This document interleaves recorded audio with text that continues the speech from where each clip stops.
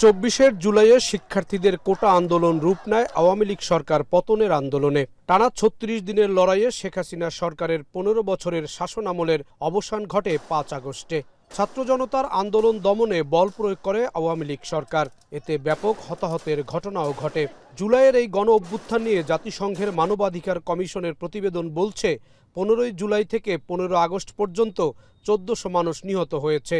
আহতদের সংখ্যা আরও বেশি হবে, যদিও অন্তর্বর্তী সরকারের গেজেটে নিহতের সংখ্যা ৮৫০র কাছাকাছি। জাতিসংঘের প্রতিবেদনের সংখ্যা ধরেই আন্তর্জাতিক অপরাধ ট্রাইব্যুনালে সাবেক প্রধানমন্ত্রী শেখ হাসিনা, তার মন্ত্রিপরিষদের সদস্য, এমপি, আওয়ামী লীগের নেতা, সেনাবাহিনীর কর্মকর্তা, পুলিশ, র্যাব ও বিজিবির একটি অংশের বিচার শুরু করা হয়, যার মধ্যে শেখ হাসিনা সহ কয়েকজনের ফাঁসির দণ্ড দেয়া হয়েছে। আরও মামলা বিচারাধীন রয়েছে। বুধবার রায়েরবাজার বুদ্ধিজীবী কবরস্থানে জুলাই গণ অভ্যুত্থানে নিহতদের গণকবর পরিদর্শন করতে আসেন ট্রাইব্যুনালের প্রসিকিউশন টিম ও তদন্ত সংস্থা। এ সময় সঙ্গে ছিলেন কয়েকজন নিহতের পরিবার। গণকবর পরিদর্শন শেষে চিফ প্রসিকিউটর আমিনুল ইসলাম বলেন, ১৪০০ নিহত ব্যক্তির পরিচয় শনাক্ত করে জড়িতদের বিচারের আওতায় আনা হবে। নিহতদের প্রকৃত সংখ্যা আরও বেশি হবে বলে মনে করেন তিনি। হত্যার সঙ্গে যারাই জড়িত কাউকে ছাড় দেওয়া হবে না বলে জানান তিনি।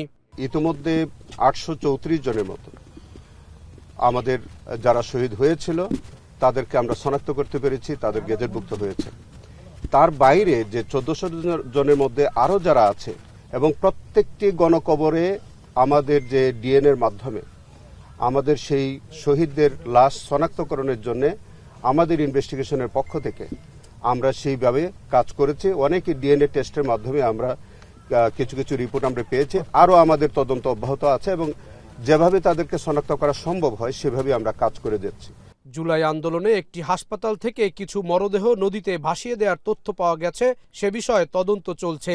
একই সঙ্গে এই ঘটনায় যারা জড়িত রয়েছে তাদেরও বিচার আওতায় আনা হবে বলে জানান চিফ প্রসিকিউটর।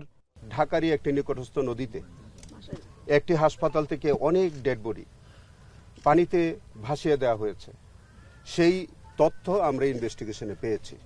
আমরা সেই হাসপাতালের তখনকার কর্তৃপক্ষ সহ যারা এই অপরাধের সাথে যারা জড়িত ছিল আমরা তাদেরকেও শনাক্তের চেষ্টা করছি এবং তাদেরকেও আমরা বিচারের আওতায় ইনশাল্লাহ নিয়ে আসব। রায়েরবাজার ছাড়াও জুরাইন, মাতুয়াইল, নারায়ণগঞ্জ ও মুন্সিগঞ্জে গণকবরের সন্ধান পেয়েছে ট্রাইব্যুনালের তদন্ত সংস্থা। জাহিদ হাসান, এখন, ঢাকা।